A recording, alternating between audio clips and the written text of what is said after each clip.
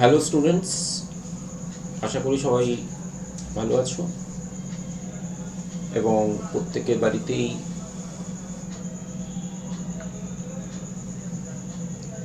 Net connection বা আরও যে ভাইটাল যে কানেকশানগুলো ওয়াটার, ইলেকট্রিক সব কিছু চলে এসেছে। আজকে সকালে যদিও আবার নেটের একটা প্রবলেম হচ্ছিল, মাঝে মাঝে ডিসকানেক্টেড হয়ে যাচ্ছিল নেট। এখন অবধি ঠিক আছে, সুতরাং আশা করি ক্লাসটা অনলাইনে নিতে পারবো এবং আনএকাডেমি প্ল্যাটফর্মে এটাই সবচেয়ে সুবিধে যে বাড়িতে বসে তোমরা এই ক্লাসগুলো করতে পারছো। তা যাই হোক, আজকে আমরা যে বিষয়টা পড়াবো ভারতীয় সংবিধানের, সেটা হচ্ছে state executive in India. Bharat একটা ফেডারেল স্টেট। ফেডারেল স্টেট বলে দুটো প্রশাসন আছে। এক্সিকিউটিভ মানে প্রশাসন, একটা সেন্ট্রাল এক্সিকিউটিভ আছে যেটাকে আমরা ইউনিয়ন এক্সিকিউটিভ বলছি, কেন্দ্রীয় প্রশাসন। আর যেহেতু একটা ফেডারেল স্টেট, সেখানে রাজ্যেও একটা প্রশাসন থাকা দরকার, সেই হিসেবে state executive. At the same time Bharat একটা পার্লামেন্টারি ডেমোক্রেটিক স্টেট এবং এই পার্লামেন্টারি ডেমোক্রেসি মডেলটা সেন্ট্রালেও ফলো করা হয়, রাজ্যেও ফলো করা হয়। সুতরাং ইউনিয়ন এক্সিকিউটিভ এবং স্টেট এক্সিকিউটিভের মধ্যে কিছু সিমিলারিটি রয়েছে, কারণ দুটো একই মডেল ফলো করে, দ্যাট ইজ পার্লামেন্টারি ডেমোক্রেসি, সংসদীয় গণতন্ত্র। এখন স্টেট এক্সিকিউটিভ হচ্ছে পার্ট 6-এ রয়েছে, স্টেট গভর্নমেন্টই হচ্ছে পার্ট 6। গতকালকে আমরা আলোচনা করেছি স্টেট লেজিসলেচার, সেটাও পার্ট 6-এই ছিল। পার্ট 5টা হচ্ছে ইউনিয়ন গভর্নমেন্ট, পার্ট 6টা হচ্ছে স্টেট গভর্নমেন্ট। পার্ট 5 যেটা, সেটা হচ্ছে ইউনিয়ন গভর্নমেন্ট। ইউনিয়ন গভর্নমেন্ট সম্পর্কে সমস্ত আলোচনা করা হয়েছে। পার্ট 6টা হচ্ছে স্টেট গভর্নমেন্ট। আজকে যেটা আমরা স্টেট গভর্নমেন্টের যে অংশটা পড়াচ্ছি, সেটা হচ্ছে রাজ্য প্রশাসন। এক্সিকিউটিভ মানে প্রশাসন, স্টেট এক্সিকিউটিভ, পার্ট 6, এবং এর আর্টিকেল হচ্ছে 153 থেকে 167। ইউনিয়ন এক্সিকিউটিভ ছিল 52 থেকে 78, পার্ট 5। যদি কম্পেয়ার করি ইউনিয়ন এক্সিকিউটিভের সাথে, হলো ইউনিয়ন এক্সিকিউটিভ হচ্ছে পার্ট 5, আর্টিকেল 52 to 78। আর রাজ্যের যে প্রশাসন স্টেট এক্সিকিউটিভ, সেটা হচ্ছে তার পরের পার্টটা, পার্ট 6, আর্টিকেল 153 থেকে 167। কম্পোজিশন কি স্টেট এক্সিকিউটিভের? Composition: the governor, chief minister and his council of ministers and advocate general for state. Governor রাজ্যপাল, মুখ্যমন্ত্রী এবং তার মন্ত্রী পরিষদ, এবং সেই সঙ্গে অ্যাডভোকেট জেনারেল ফর স্টেট। এটা হচ্ছে আমাদের স্টেট এক্সিকিউটিভের কম্পোজিশন। কেন্দ্রীয় প্রশাসন ইউনিয়ন এক্সিকিউটিভের কম্পোজিশন হচ্ছে president, vice president, prime minister and his council of ministers and attorney general for India. Prime minister, president, vice president, council of ministers and attorney general for India. রাজ্যের ক্ষেত্রে সেটা হচ্ছে governor, ওটা ছিল president, এখানে হলো governor. ওখানে ছিল prime minister and his council of ministers, এখানে হয়ে গেল chief minister and his council of ministers. আর কেন্দ্রের অ্যাটর্নি জেনারেলের ক্ষেত্রে রাজ্যে হচ্ছে অ্যাডভোকেট জেনারেল। আমাদের স্টাফ সিলেকশনটা কোশ্চেন ছিল যে who is the counterpart of attorney general in a state? Who is the counterpart of the attorney general in a state? Answer হচ্ছে অ্যাডভোকেট জেনারেল। এটা অনেকেই যারা এই অ্যান্সারটা জানতো না, আন্দাজে দিয়েছে, তারা এটা দিয়েছে সলিসিটর জেনারেল। বলুন না, সলিসিটর জেনারেল। প্রথম কথা, সলিসিটর জেনারেল এই পোস্টটা সাংবিধানিক পদ নয়। সলিসিটর জেনারেল থাকে, but it is non constitutional post. সুতরাং অ্যাটর্নি জেনারেল কাউন্টার পার্ট হচ্ছে রাজ্যে অ্যাডভোকেট জেনারেল।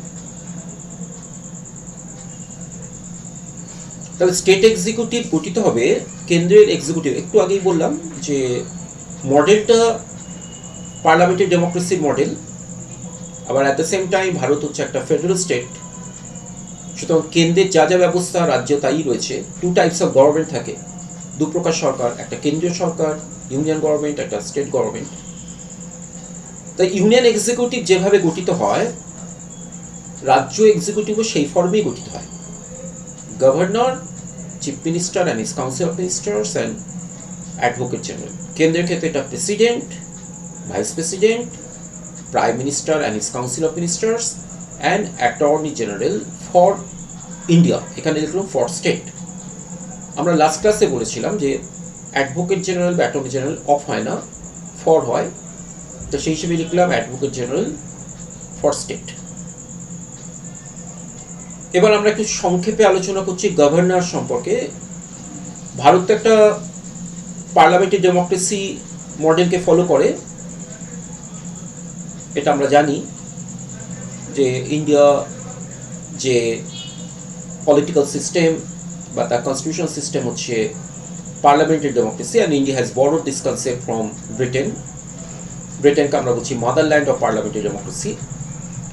পার্লামেন্টারি ডেমোক্রেসির একটা বৈশিষ্ট্য হচ্ছে এই যে এখানে টু টাইপস অফ এক্সিকিউটিভ থাকবে, একটা রিয়েল এক্সিকিউটিভ, একটা নমিনাল এক্সিকিউটিভ।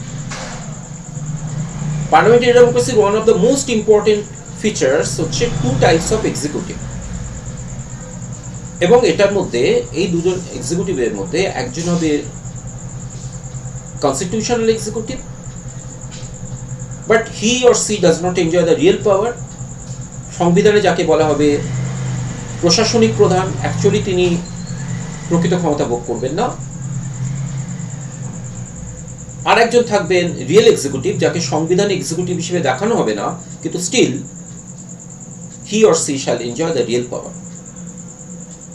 সেই হিসেবে পার্লামেন্টারি ডেমোক্রেসি মডেল ফলো সেন্ট্রালে হয়েছে, স্টেটে হয়েছে। সেখানে কেন্দ্রে টু টাইপস অফ এক্সিকিউটিভ রয়েছে, একজন constitutional executive but not real functionary, that is president, আর একজন হচ্ছে প্রাইম মিনিস্টার।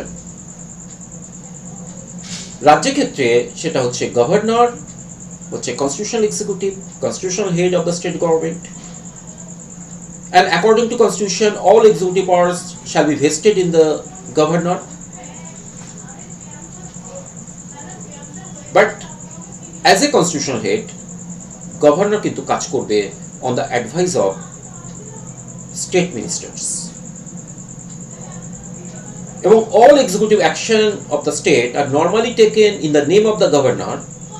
গভর্নর নামেই এটা কার্যকর হবে। যেমন all executive action of the union government are formally taken in the name of the president, কিন্তু স্টিল প্রেসিডেন্ট বা গভর্নর এটা দুজনেই nominal head but not the real head. Real head হচ্ছে কেন্দ্রের প্রাইম মিনিস্টার এবং রাজ্যে হচ্ছে চিফ মিনিস্টার। এটা পার্লামেন্টারি ডেমোক্রেসির একটা কন্ট্রাডিকশনস বা প্যারাডক্সিক্যাল একটা ফিচার্স রয়েছে, যে যাকে সংবিধানে বলা হচ্ছে head of the constitution, head of the executive, he or she does not enjoy the real power. আর যিনি এনজয় করছেন real power, that is a রাজ্যে হচ্ছে chief minister and his council of ministers, তিনি কিন্তু সাংবিধানিক প্রধান নন, বা সংবিধানে তাকে বলা হয়নি যে তিনি তার হাতে সমস্ত প্রশাসনিক ক্ষমতা নিয়োজিত থাকবে। অ্যাকর্ডিং টু আর্টিকেল 154, আমাদের আর্টিকেলস স্টেট এক্সিকিউটিভ শুরু হয়েছে 153 থেকে 167। 154 এ বলা হয়েছে all executive power shall be vested, all executive power of the state government shall be vested in the governor. এটা বলা হয়নি যে all executive power of the state government shall be vested in the chief minister.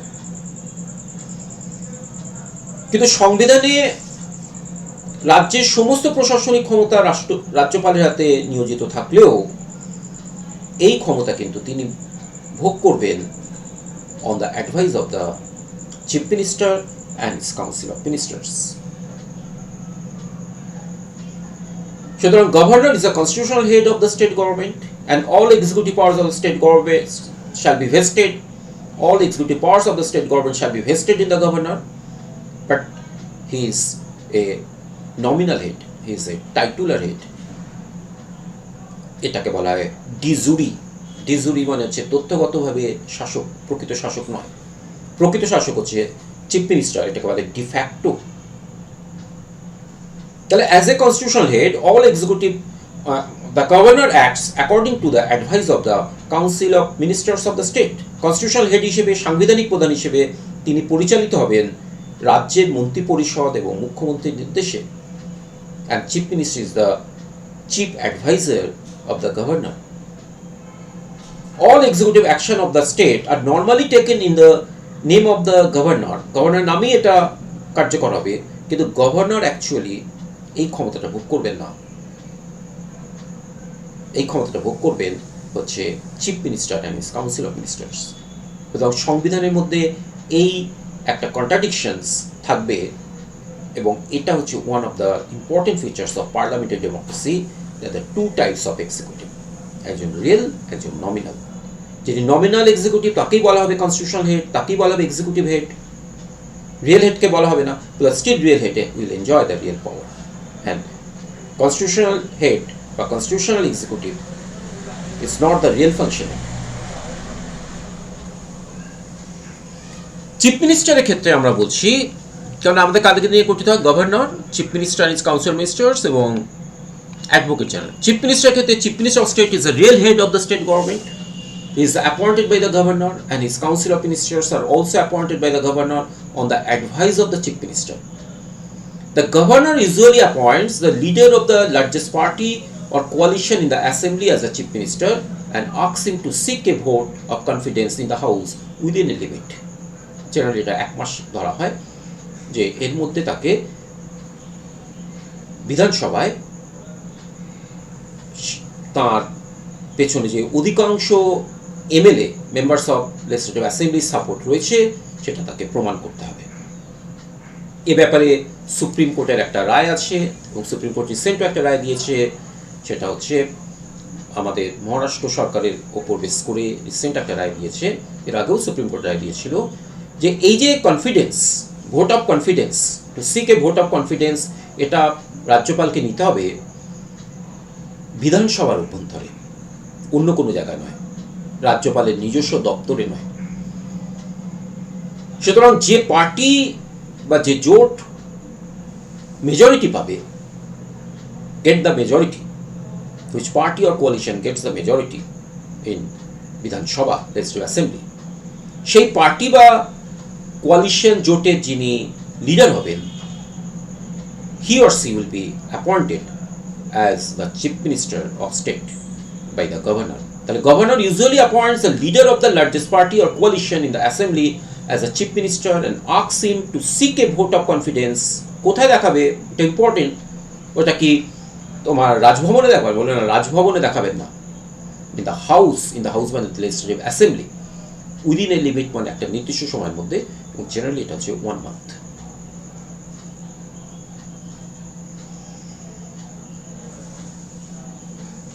Chief Minister তাহলে real head, he is the real head of the state government and he is appointed by the governor, এবং অন্যান্য যে ministers আছে তারাও appointed হবে by the governor, কিন্তু সেক্ষেত্রে হচ্ছে on the advice of the chief minister, chief minister advice অনুসারে। নেক্সট হচ্ছে advocate general. Advocate general like attorney general হচ্ছে chief law officer of the government. Attorney general হচ্ছে chief law officer of the central government, advocate general হচ্ছে chief law officer of the state government. He is a chief law officer of the state government and is appointed by the governor. The office of the Advocate General in state corresponds to the office of the Attorney General for India. এইমাত্র বললাম একটা question এসেছিল, who is the counterpart of Attorney General in state? তো সেটা হচ্ছে Advocate General.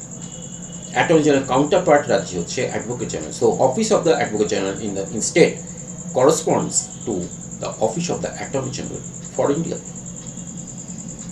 Advocate general হচ্ছে chief law officer of the state government, like attorney general chief law officer of the union government. Attorney General is appointed by the President, এবং President can remove him at any time, like Advocate General is appointed by the Governor and Governor may remove him at any time. At any time Governor can remove him. সুতরাং Advocate General কতদিন পদে থাকবেন সেটা নির্ভর করছে on the pleasure of the Governor. Like Attorney General কতদিন পদে থাকবে, it depends on the pleasure of the President. It depends on the pleasure of the President. Like Advocate General কতদিন পদে থাকবেন, he hold the post on the pleasure of the Governor. Advocate General তিনি পদে কতদিন থাকবেন সেটা সংবিধানে নির্দিষ্ট নেই, যতদিন রাজ্যপাল মনে করবেন ততদিন অবধি তিনি থাকবেন। So who shall hold office on the pleasure of the Governor? অ্যান্সারটা হবে Advocate General. R who shall hold office on the pleasure of the President? অ্যান্সারটা হবে অ্যাটর্নি জেনারেল। দুজনের ক্ষেত্রে রিমুভালে কোনো প্রসিডিওর নেই, কোনো মেথড বা কোনো সাংবিধানিক স্পেশাল কোনো প্রভিশন নেই। যেদিনকেই রাজ্যপাল মনে করবেন সেদিনকেই অ্যাডভোকেট জেনারেলকে রাজ্যপাল সরিয়ে দিতে পারবেন। রাজ্যপাল can remove him at any time and no special procedure is required to remove him, like President remove the Attorney General at any time and no special procedure to be followed. সুতরাং advocate general কতদিনের জন্য appointed হবে, বা attorney general tenure কি, what is the tenure of the advocate general বা attorney general, যেটাই আসুক বলো এর কোনো টেনিউর নেই, নো ফিক্সড টেনিউর। কোশ্চেনটা যদি আসে advocate general retires at the age of, বলো কোনো রিটায়ারমেন্ট এজ নেই, কোনো রিটায়ারমেন্ট এজ নেই। যেমন আমরা ফর এক্সাম্পল ভারতের এখন অ্যাটর্নি জেনারেল কে কে বেণুগোপালের বয়স হচ্ছে অ্যাভাব 85 না 88 এরকম। কে কে বেণুগোপাল ভারতের এখন অ্যাটর্নি জেনারেল, ওনার বয়স হচ্ছে অ্যাভাব 85, 86 এরকম। সুতরাং এর কোনো রিটায়ারমেন্ট এজ হয় না। পশ্চিমবঙ্গের এখন অ্যাডভোকেট জেনারেল হচ্ছে অ্যাডভোকেট কিশোর দত্ত। সুতরাং অ্যাডভোকেট জেনারেল বা attorney general, the tenure is not fixed in the constitution nor fixed their retirement age. সুতরাং রাজ্যের যে অ্যাডভোকেট জেনারেল যিনি হবেন তিনি ততদিনই পদটা থাকবেন যতদিন রাজ্যের রাজ্যপাল তার প্রতি স্যাটিসফাইড রয়েছে।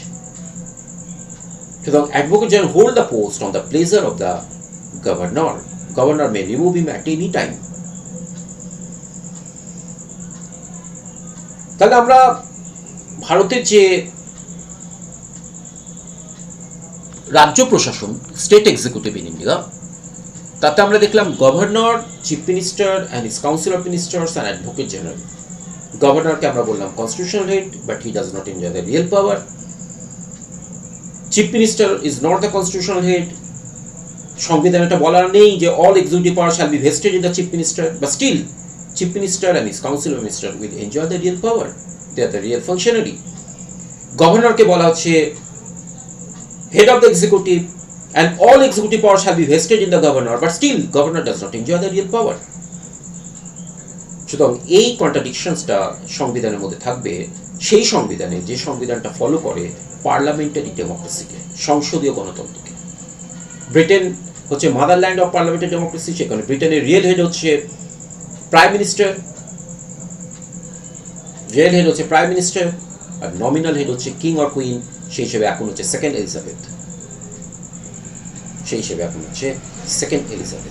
বরিস জনসন হচ্ছে প্রাইম মিনিস্টার, রিয়েল হেড, আর নমিনাল হেড হচ্ছে king or queen, at present হচ্ছে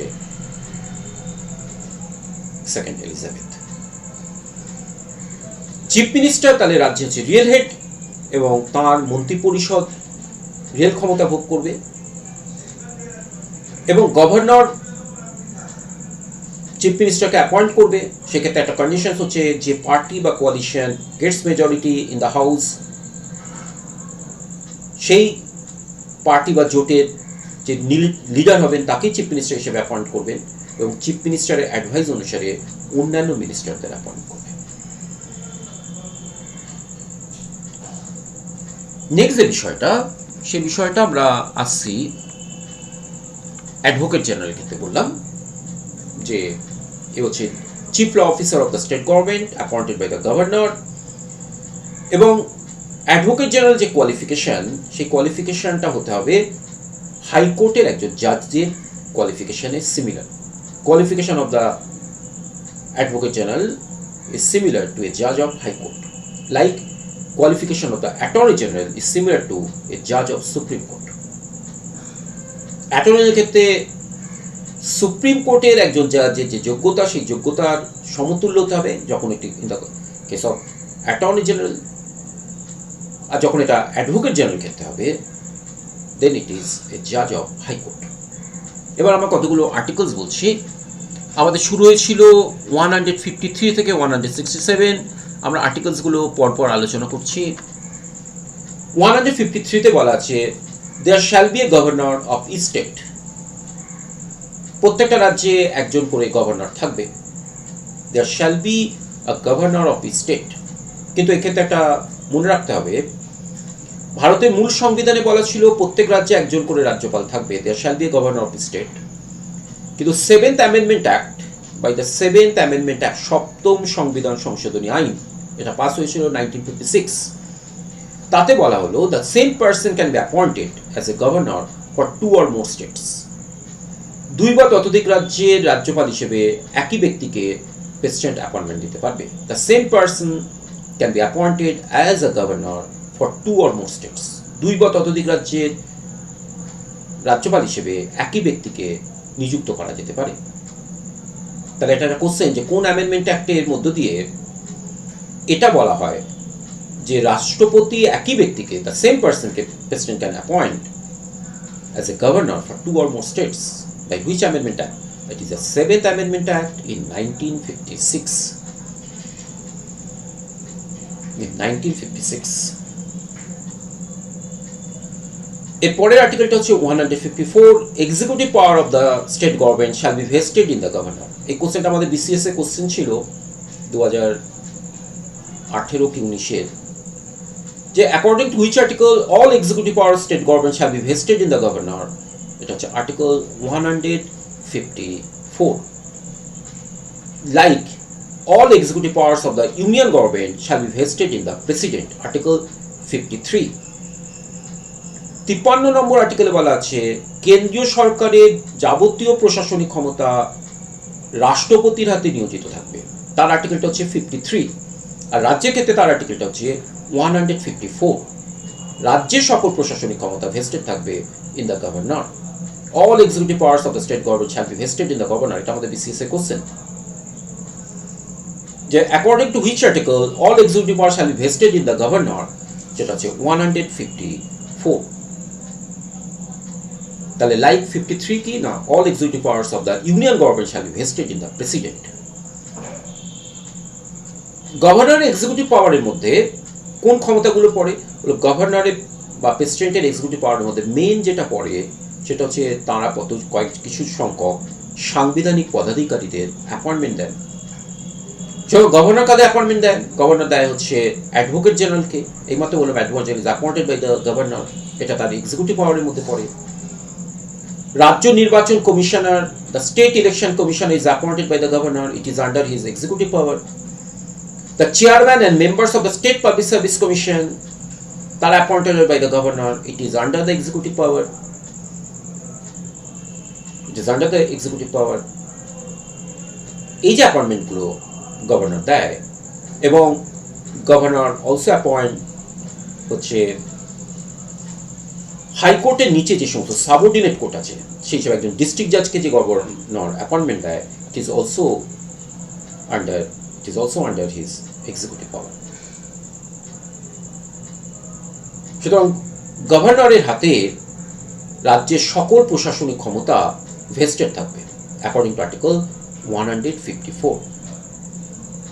155 হচ্ছে governor of state shall be appointed by the president. President গভর্নরকে অ্যাপয়েন্টমেন্ট দেবে। এবং governor shall hold office during the pleasure of the president, তার পরবর্তী article 156 এ যেমন advocate general shall hold office during the pleasure of the governor, similarly governor shall hold office during the pleasure of the president. Advocate general যেমন কতদিন পদে থাকবে সেটা governor ইচ্ছের উপর নির্ভর করবে, on the pleasure of the governor. আবার গভর্নর কদিন পদে থাকবে সেটা নির্ভর করবে প্রেসিডেন্টের ইচ্ছের উপর, on the pleasure of the president. সেখানে গভর্নরের কোনো ফিক্সড টেনিওর সেই অর্থে নেই। Generally governor is appointed for 5 years, but before the completion of 5 years president can remove him at any time. এবং এক্ষেত্রেও no special procedure is required. কোনো impeachment বা কোনো পার্লামেন্টারি রেকমেন্ডেশন কোনো দরকার নেই, বা কোনো রিপোর্ট কোনো দরকার নেই। সুতরাং governor shall hold office during the pleasure of the president. President যতদিন মনে করবে ততদিনই গভর্নর থাকবেন। Generally governor is appointed for 5 years। Governor কোনো রিটায়ারমেন্ট এজ নেই, governor is appointed for 5 years, কিন্তু before completion of the 5 years president can remove him at any time. এবং এক্ষেত্রে no special procedure is required to remove the governor. সে কারণে লেখা 156 এ governor shall hold office during the pleasure of the president. এই কোশ্চেনটা আমাদের মডেলে প্রায় দেওয়া হয় যে governor shall hold office during the pleasure of বলে এটা থাকে বিধানসভা, চিফ মিনিস্টার, স্টেট ক্যাবিনেট বলে এগুলো প্রত্যেকটাই রং অ্যান্সার। রাইট অ্যান্সার হচ্ছে প্রেসিডেন্ট। এবং এটাও থাকে যে president can remove the governor on the recommendation of, কারোর recommendation alone. President can remove the governor alone. Wrong options হচ্ছে on the recommendation of Vidhan Sabha, on the recommendation of state cabinet, on the recommendation of parliament বলে এগুলো সব wrong answer. Governor shall hold office during the pleasure of the president. 157 নে গভর্নরের qualification বলা আছে, qualification for appointment as governor. সেক্ষেত্রে বলা আছে গভর্নরের কোয়ালিফিকেশনের ক্ষেত্রে যে তাকে সিটিজেন্স হতে হবে, must be citizens of India and has completed the age of 35 years। 35 বছর বয়স করতে হবে এবং ভারতের একজন নাগরিক হতে হবে। 158 এ কিছু কন্ডিশনস আছে, কন্ডিশনস অফ গভর্নর অফিস। তার মধ্যে একটা কন্ডিশন হচ্ছে হি shall not hold any other office of profit. কোনো লাভজনক পদে যুক্ত থাকবেন না। এর সাথে আরও একটা কন্ডিশনস আছে, যেমন তিনি কোনো আইনসভার, কেন্দ্রীয় আইনসভা হোক, রাজ্য আইনসভা হোক, কোনো আইনসভার কোনো কক্ষের সদস্য হবেন না। দুটো পদ তো একসাথে কেউ থাকতে পারে না। সুতরাং একদিকে বিধানসভার সদস্য আবার গভর্নর, সে তো হয় না।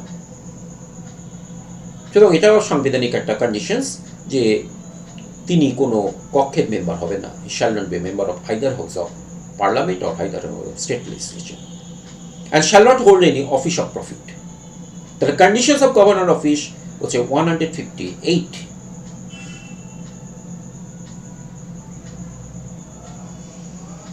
এর পরের আর্টিকেল হচ্ছে 159 হচ্ছে গভর্নর শপথ বাক্য পাঠ করা বলে। এক্ষেত্রে একটা বলার আছে যে গভর্নরকে কে শপথ বাক্য পাঠ করাবেন। Who administers the oath or affirmation to the governor of state? Who administers the oath or affirmation to the governor of state? এটা অনেকে করে প্রেসিডেন্ট, বলে প্রেসিডেন্ট অ্যাপয়েন্টমেন্ট দেবে।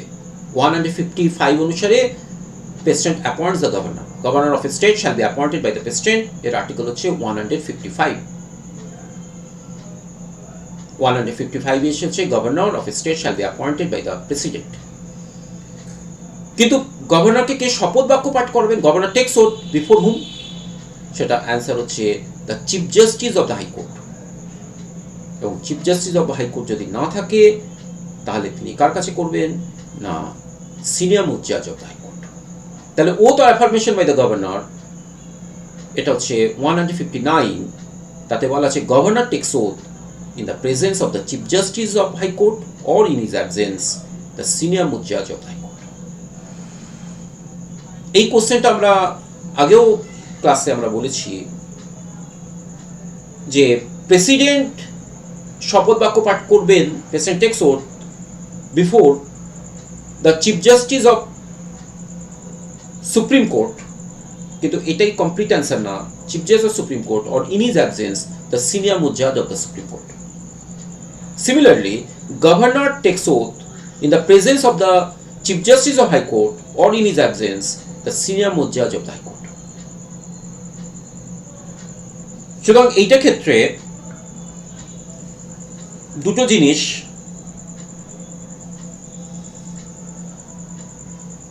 শুভ বৈদ্য তোমার ক্লাস ভালো লাগছে লিখেছো, স্যার ভালো আছেন, হ্যাঁ ভালো আছি, আশা করি তুমিও ভালো আছো।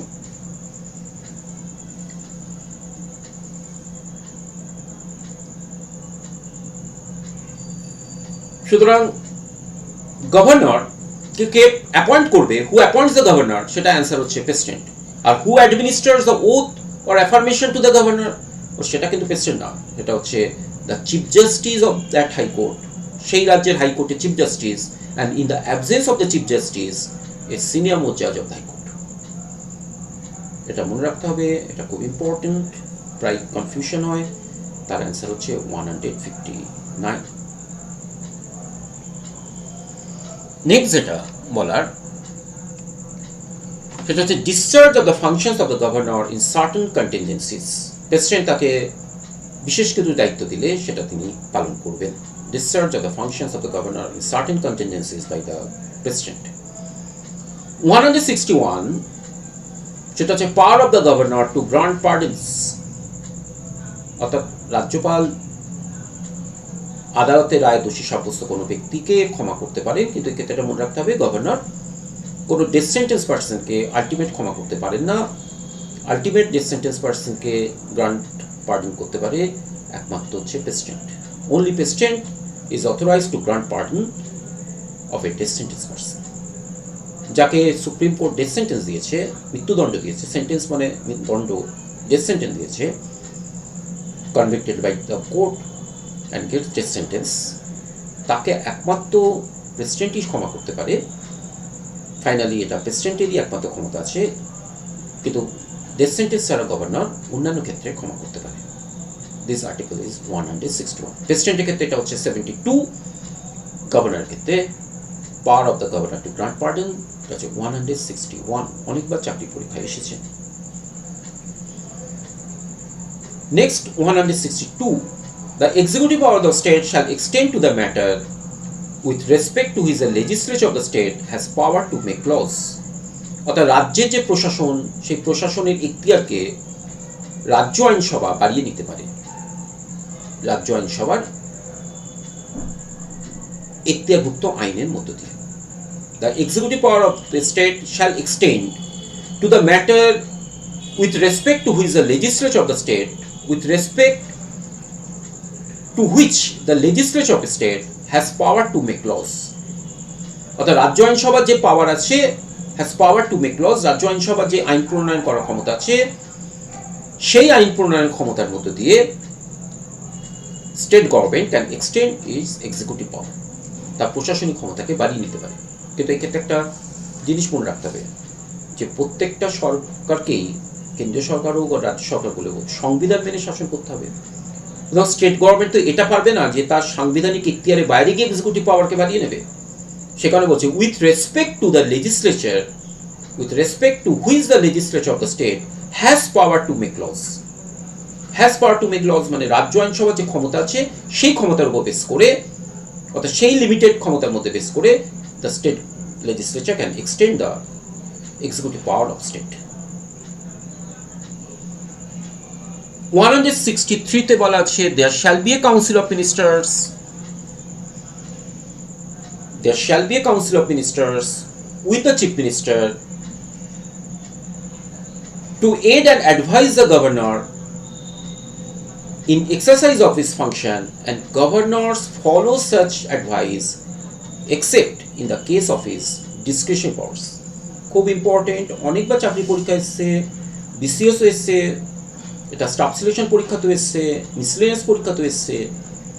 এর মানেটা হচ্ছে গভর্নরকে আমরা জানি একজন nominal head like president, chief minister হচ্ছে real head and his council of ministers হচ্ছে real functionary, like prime minister হচ্ছে real head and his council of minister real head, real functionary, president হচ্ছে নমিনাল হেড।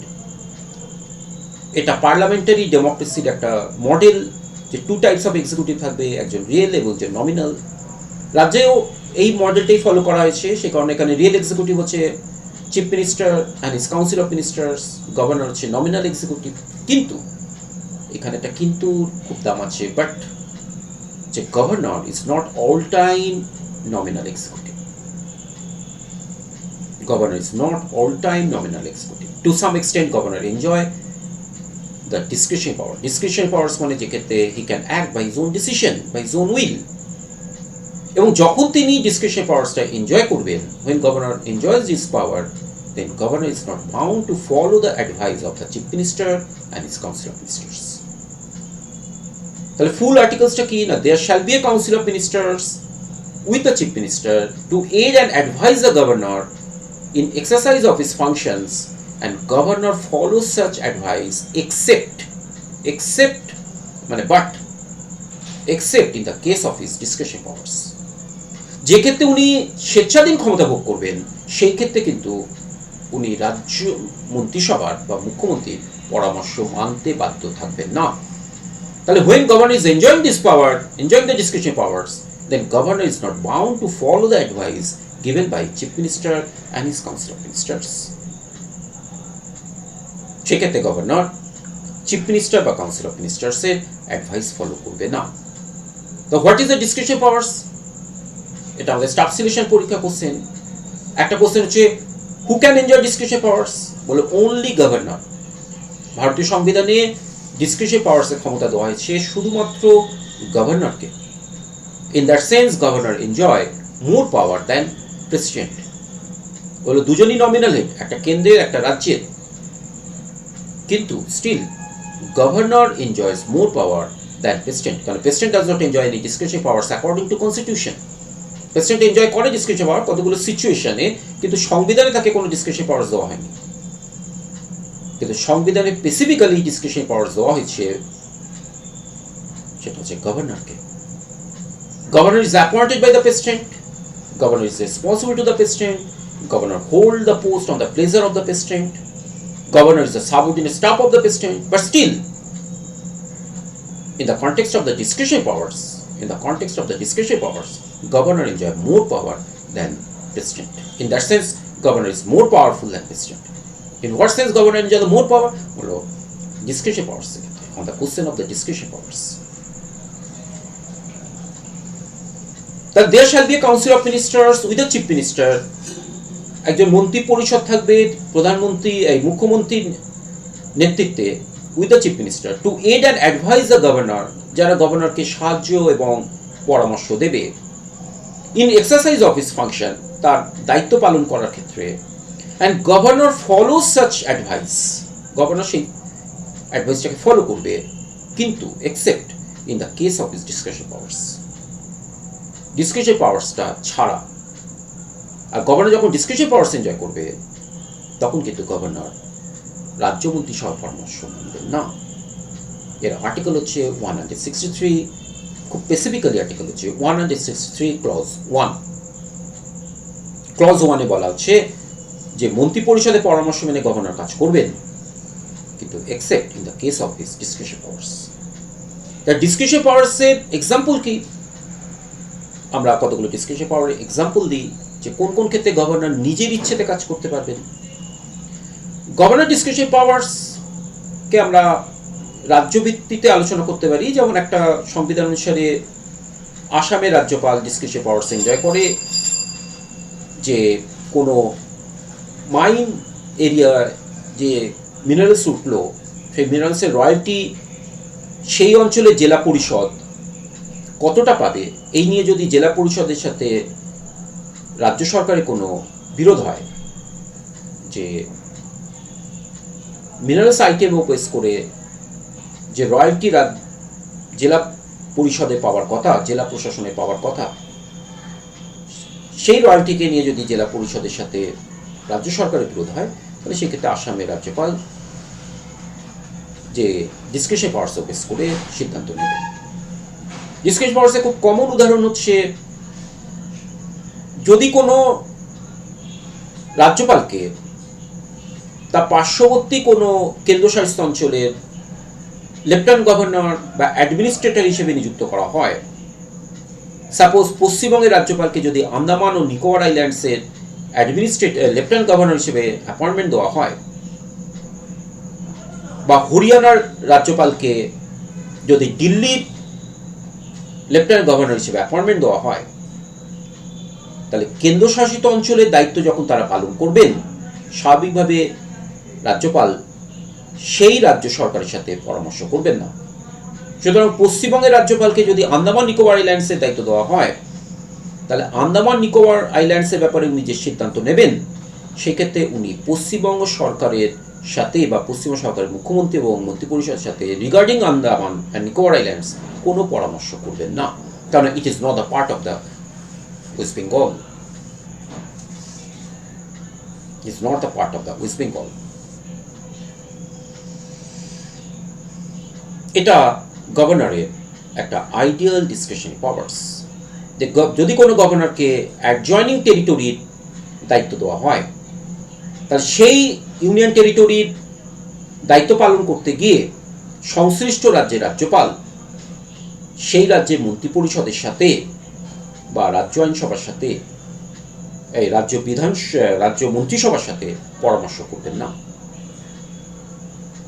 এবং governor discretionary powers উপর base করে যে সিদ্ধান্ত নেবেন, it is final, it is not justiciable to court. Court cannot justify the governor's decisions on the basis of discretionary powers, whether it is constitutional or unconstitutional.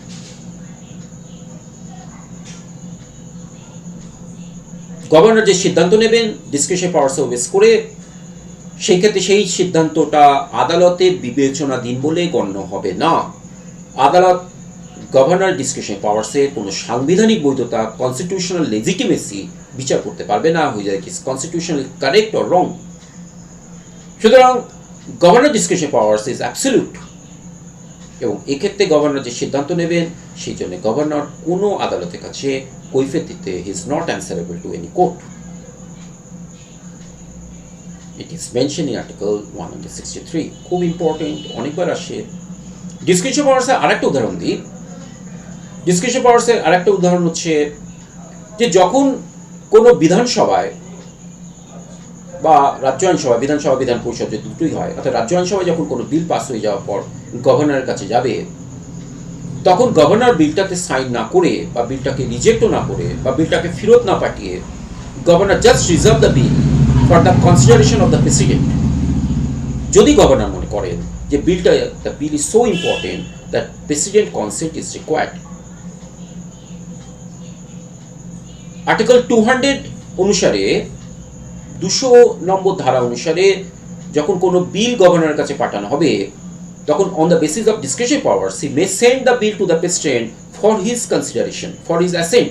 যদি governor মনে করে যে বিলটা খুবই গুরুত্বপূর্ণ, বিলটার সাথে সাংবিধানিক কোনো প্রশ্ন জড়িত রয়েছে, বিলটার সাথে যুগ্ম তালিকাভুক্ত কোনো বিষয় যুক্ত রয়েছে, যেখানে কেন্দ্রীয় সরকারের আইন রয়েছে এবং রাজ্যের আইন, সেই আইনের ক্ষেত্রে কোনো সমস্যা তৈরি হতে পারে, যদি তিনি মনে করেন the bill is so important, where the bill is involved with the question of the constitution, তাহলে governor may reserve the bill and to send the bill to the president for the consent of the president.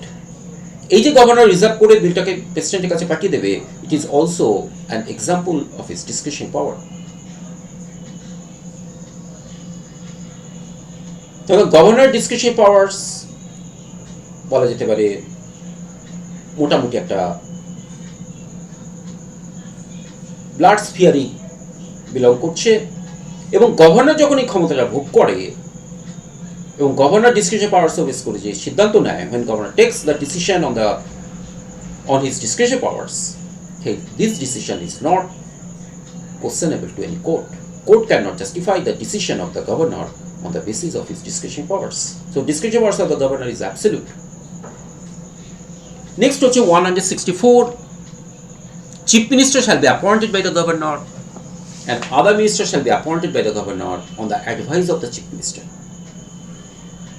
আমাদের 75 article অনুসারে prime minister shall be appointed by the president and other ministers are appointed by the president on the advice of prime minister. Similarly, 164A, chief minister shall be appointed by the governor and other ministers shall be appointed by the governor on the advice of the chief minister. Chief মিনিস্টারের advice অনুসারে governor অন্যান্য মন্ত্রীদের পরামর্শ, অন্যান্য মন্ত্রীদের appointment দেবেন, নিযুক্ত করবেন, কিন্তু on the advice of the chief minister. 75 বলা আছে, prime minister shall be appointed by the president and other ministers shall be appointed by the president on the advice of the prime minister. Similarly, chief minister shall be appointed by the governor and other ministers shall be appointed by the governor on the advice of the chief minister. Article 154.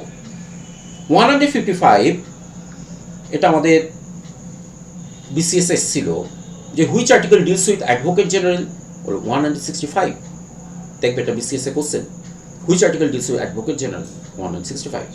The governor of each state shall appoint a person who is qualified to be a member of a judge of high court to be advocate general for the state.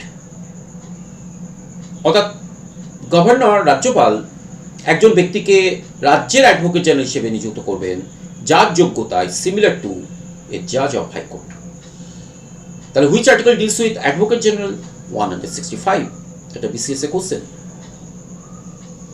The governor of each state shall appoint a person who is qualified to be appointed as a judge of high court to be advocate general for state. রাজ্যের advocate general হিসেবে governor একজনকে appointment দেবেন যার যোগ্যতা similar to এ জাজ of high court. এবং একই সাথে আমরা বলি যে এই যে গভর্নর অ্যাপয়েন্টমেন্ট দেবেন এর জন্য কোনো টেনিউর বা রিটায়ারমেন্ট, কোনো এজ ফিক্স নেই।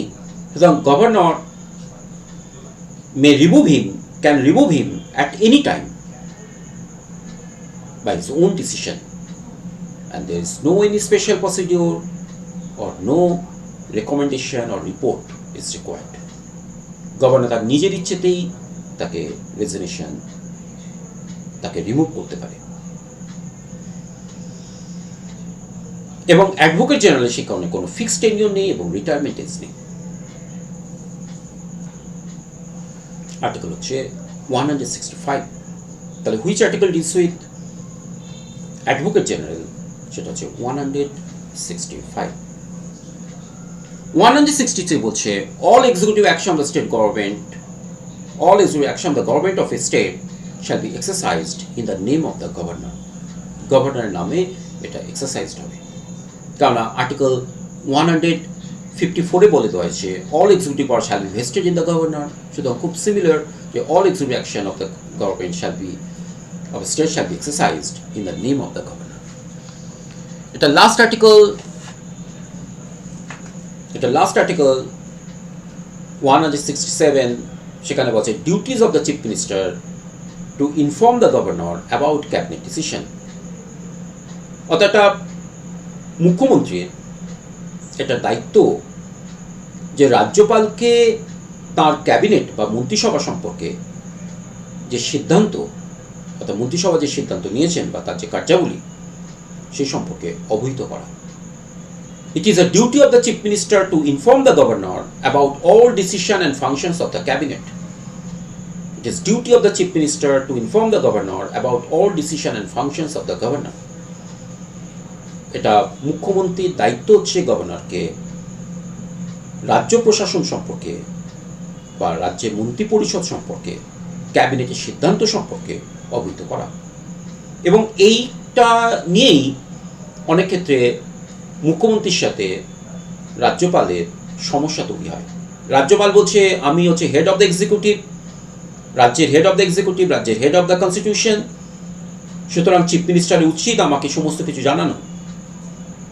কিন্তু চিফ মিনিস্টার আমাকে কিছু জানাচ্ছেন না, আমি জানতে চাইলেও জানাচ্ছেন না। আমি প্রশাসনিক বৈঠক ডাকছি কিন্তু কোনো প্রশাসনিক ব্যক্তি আসছে না। সে কারণে অনেক ক্ষেত্রে কী হয় না, রাজ্যের মুখ্যমন্ত্রীদের সাথে রাজ্যপালের সমস্যা হয় এই কারণে যে তারা মনে করেন যে মন্ত্রিসভা যাবতীয় সিদ্ধান্ত তাদের জানাতে মুখ্যমন্ত্রী বাধ্য। আর মুখ্যমন্ত্রী তাকে জানাতে একটু হেজিটেট করে কেন? মুখ্যমন্ত্রী জানেন he is an agent of the central government, he is an agent of the central government. আর যদি রাজ্যের যে প্রশাসন বা রাজ্যের যে সরকার, সেটা যদি কেন্দ্রীয় সরকারের যে প্রশাসন বা কেন্দ্রীয় সরকারের কেন্দ্রের যে সরকার রয়েছে সেখানে যদি নীতিগত বিরোধ থাকে এবং রাজনৈতিকগত পার্থক্য থাকে, তাহলে একটা রাজ্যের চিফ মিনিস্টার স্বাভাবিকভাবে গভর্নরকে ট্রাস্ট করে না। কিন্তু সংবিধান এটা বলছে যে মুখ্যমন্ত্রীর দায়িত্ব, it is a duty of the prime minister, chief minister to inform the governor about all decision and functions of the state cabinet, state council of ministers.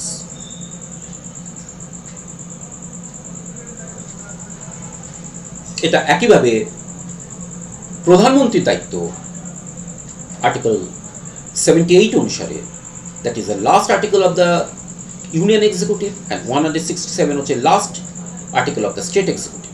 দুটোতে একই বলা হচ্ছে, মডেলটা একই। কেন্দ্রীয় প্রশাসন হচ্ছে 52 থেকে 78। The 78 লাস্ট আর্টিকেল বলছে prime minister is responsible, it is the duty of the prime minister to inform the president about all decision and function of the union cabinet. That is the last article of the union executive, and last article of the state executive also, it is duty of the chief minister to inform the governor about all decision and functions of the state cabinet. এই মডেলটা আমাদের কাছে union executive এবং state executive, union legislature এবং state legislature, এটা mostly হচ্ছে similar.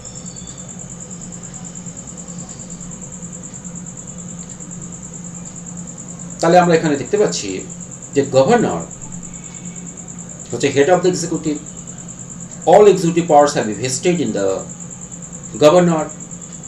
রাজ্যের যাবতীয় প্রশাসনিক কাজকর্ম এক্সারসাইজড হবে in the name of the governor according to article 166। কিন্তু স্টিল গভর্নর হচ্ছে একজন নমিনাল হেড, আবার at the same time he enjoy some discretionary powers, এবং যখনই তিনি ডিসক্রিশনারি পাওয়ার্স এনজয় করবে তখন governor becomes a real head. তখন তিনি মুখ্যমন্ত্রীর সাথে পরামর্শ করবেন না। In that sense governor enjoy more power than president. President এবং গভর্নর দুজনেই নমিনাল হেড, কিন্তু নমিনাল হেডেও গভর্নর কিছু ডিসক্রিশনারি পাওয়ার্স ভোগ করে according to constitution. Such power is not given to the president. সংবিধানে সেই ক্ষমতা প্রেসিডেন্টকে দেওয়া হয়নি। এবার আমরা কতগুলো কোশ্চেন দিই, এমসিকিউ বেসড কোশ্চেন। একটা কোশ্চেন হচ্ছে according to which amendment act the same person can be appointed as a governor for 2 or more states. একই ব্যক্তি 2 বা ততোধিক রাজ্যের রাজ্যপাল হিসেবে নিযুক্ত হতে পারবেন কোন অ্যামেন্ডমেন্ট অ্যাক্ট অনুসারে? The same person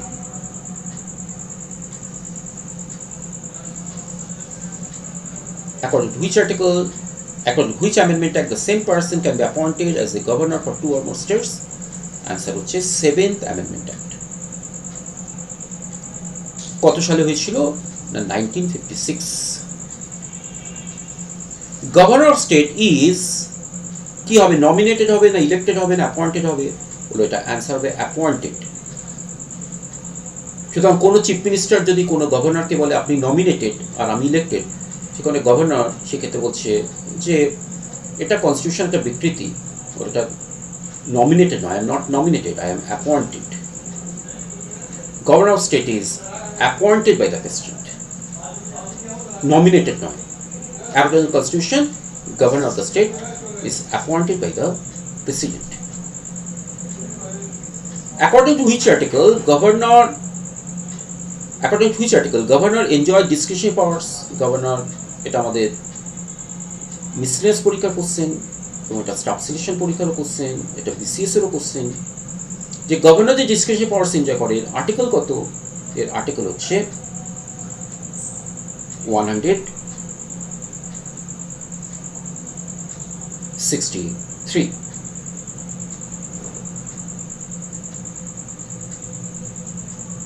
exactly Subrata Maiti, তুমি রাইট অ্যান্সার দিয়েছো 2-টা সি, ভেরি গুড। 3-এর অ্যান্সার দিয়েছো বি, এটাও ভেরি গুড, এটাও very good. 1-এর answer Rahmat Ali দিয়েছো, 1-এর অ্যান্সার এ, এটা রাইট অ্যান্সার। তাহলে আমি বাকি কয়েকগুলো কোশ্চেন দিচ্ছি, অ্যান্সারগুলো দাও, আমি এটা বলছি না। বাকি কোশ্চেনগুলোর অ্যান্সার দাও। এটা WBCS এর মেনের কোশ্চেন 2017। আমি এবার থেকে ঠিক করেছি আমার যে নেক্সট যে ক্লাসগুলো হবে, আমি তো নিজে থেকে কিছু কোশ্চেন দিই, কিন্তু আমি এটা ঠিক করেছি কোশ্চেনগুলো আমি WBCS মেন এবং প্রিভিয়াস ইয়ারের কোশ্চেনগুলো দেবো ওই চ্যাপ্টারে উপর বেস করে যে কোশ্চেনগুলো এসছে। আজকে যে কোশ্চেনগুলো দিয়েছি সেটা স্টেট এক্সিকিউটিভ বেস করে যে কোশ্চেন এসছে। দেখো একটা কোশ্চেন এসছে, who is to decide whether any matter is a matter whether the governor has to act in his decision। পাঁচেরটা বি অ্যান্সার দিয়েছো সুপ্রিম কোর্ট, অ্যান্সারটা কিন্তু সুব্রত মাইতি 5-এর বি অ্যান্সার দিয়েছো, এটা অ্যান্সারটা ঠিক নয়। এটা 5B অ্যান্সার দিয়েছো সুব্রত মাইতি, আগে একটা ডি কার অ্যান্সার দিয়েছো বুঝতে পারছেন, এখানে দিয়েছো 5B, তো 5A-টা হচ্ছে 5B। আচ্ছা এটা তো 4-এর অ্যান্সারটা হচ্ছে 4-এর অ্যান্সারটা হচ্ছে the who is to decide whether any matter is a matter where the governor has to act in his discretion। 4-এর অ্যান্সার হচ্ছে ডি, 4-এর অ্যান্সার হচ্ছে D. Very good Subrata Maiti, এটা অ্যান্সার দিয়েছো 4-এর অ্যান্সার ডি। এইমাত্র বললাম যে গভর্নর ডিসক্রিপশন পাওয়ার্স এ ব্যাপারে গভর্নরই সিদ্ধান্ত নেবে। এক্স্যাক্টলি এটা অ্যান্সার হবে ডি। এটা 2017-র মেনে কোশ্চেন যে গভর্নর যে ডিসক্রিপশন পাওয়ার্স বেস করে যে ডিসিশনটা নেবেন সেটা উনি কোন ক্ষেত্রে নেবেন এ ব্যাপারে ওনার ডিসিশনটাই final and it is not justiciable to court. Then who is to decide whether any matter is a matter where the governor has to act in his discretion। তার মানে এটাকে আমি সংক্ষেপে যদি বলি, who is to decide whether any matter under the power of discretion of the governor, বলে governor himself or governor herself, governor নিজেই এটা ঠিক করবে।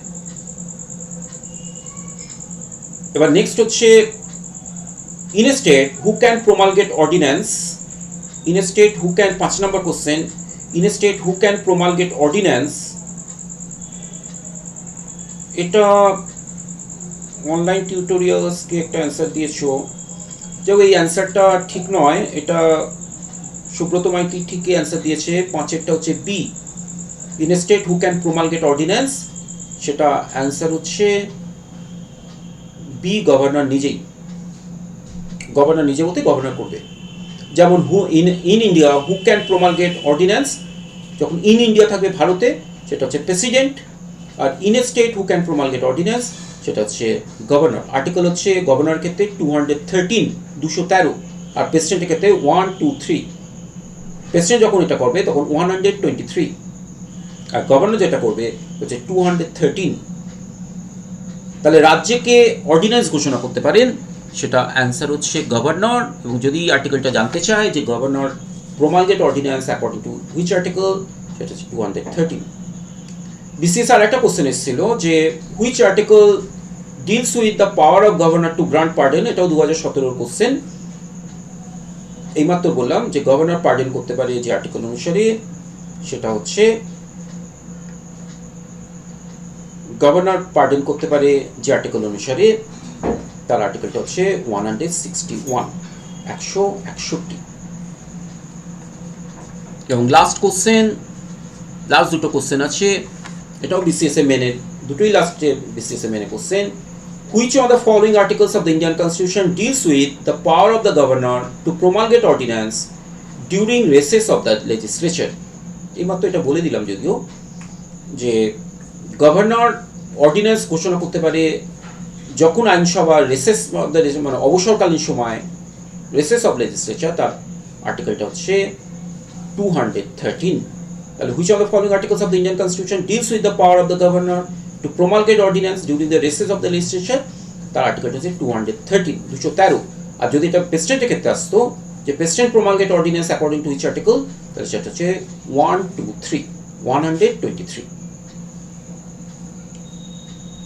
7-এর অ্যান্সারটা সুব্রত মাইতি দিয়েছো 7A, 7A, ভেরি গুড, 213। আর 8-এর অ্যান্সার হচ্ছে বি, 8-এর অ্যান্সার সুব্রত মাইতি দিয়েছো বি, ভেরি গুড। তাই অ্যান্সার যে executive power of the state shall be vested in the governor under article 154। এই মাত্র বলে একটা বিসিএস ছিল, এটা 2007-এর বিসিএস এর কোশ্চেন। যে the executive power of the state are vested in the governor under which article of the constitution 154 153 বলা আছে ভারতে প্রত্যেক রাজ্যে একজন করে রাজ্যপাল থাকবে, every state shall have a governor. আর 154 বলা আছে all executive power of the state government shall be vested in the governor. 154 150 বলা আছে তাহলে প্রত্যেক রাজ্যে একজন করে রাজ্যপাল থাকবে, এটা 153। আর তারপরের আর্টিকেলটাতেই বলা আছে রাজ্যের সকল প্রশাসনিক ক্ষমতা the executive power of state shall be vested in the governor according to article 154। ঠিক আছে, আজকে আমরা এই ক্লাসটা শেষ করে দিলাম। নেক্সট আবার তোমাদের সাথে দেখা হবে এবং নেক্সট ক্লাসে আমরা বিসিএস এর কোশ্চেন নিয়ে আলোচনা করব চ্যাপ্টার ওয়াইজ। যে চ্যাপ্টারটা পড়াবো সেই চ্যাপ্টারে প্রিভিয়াস ইয়ারে যে কোশ্চেনগুলো এসছে সেই কোশ্চেনগুলো আলোচনা করব এবং তোমরা উত্তর দেওয়ার চেষ্টা করবে। ওকে, থ্যাংক ইউ, আশা করি ভালো থেকো, আবার পরবর্তীকালে দেখা হবে।